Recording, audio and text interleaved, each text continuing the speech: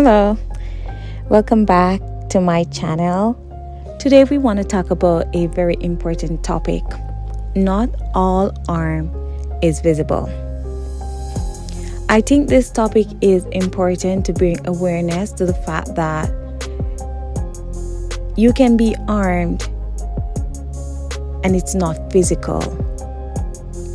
You can be harmed in a way that affects you on the inside. There is no visible scar on the outside. Some harm doesn't leave bruises. It doesn't raise its voice. And it doesn't always look the way that we expect it to.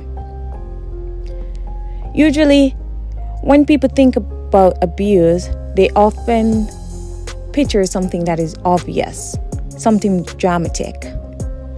But many people experience harm that is quiet, subtle, and confusing.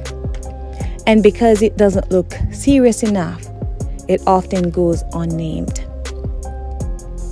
Now, this video is not about labels. It's really about awareness.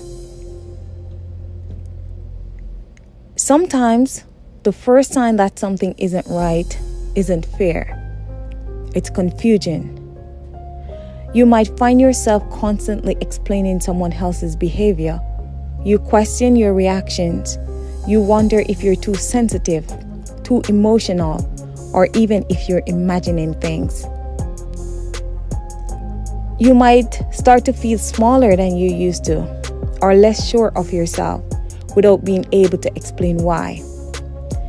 And let me tell you, that matters. Again, not all harm is physical. There is emotional harm, and this is where words, silence, or criticism slowly erode your confidence. There is financial harm, and this is where control is disguised as help or responsibility. And then there is psychological harm, where reality feels blurred and self-doubt becomes constant. Now, we all know that none of these require yelling or violence to be real.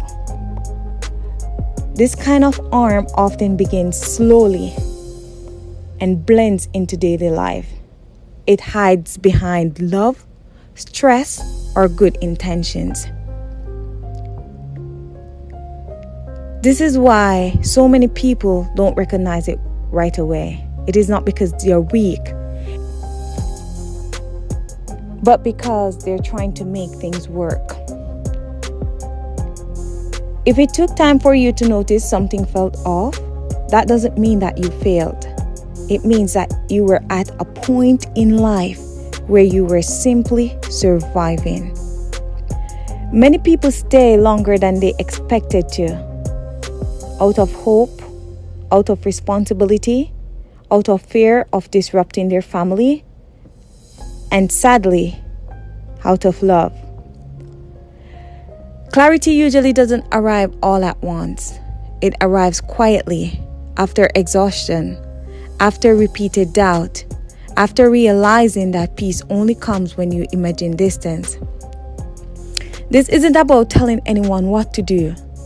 It's about listening to yourself. You might gently ask, do I feel calmer when I'm not around this person? Am I shrinking to keep the peace? Have I become someone that I don't recognize? You don't need answers today. Awareness is not action. Awareness is simply noticing.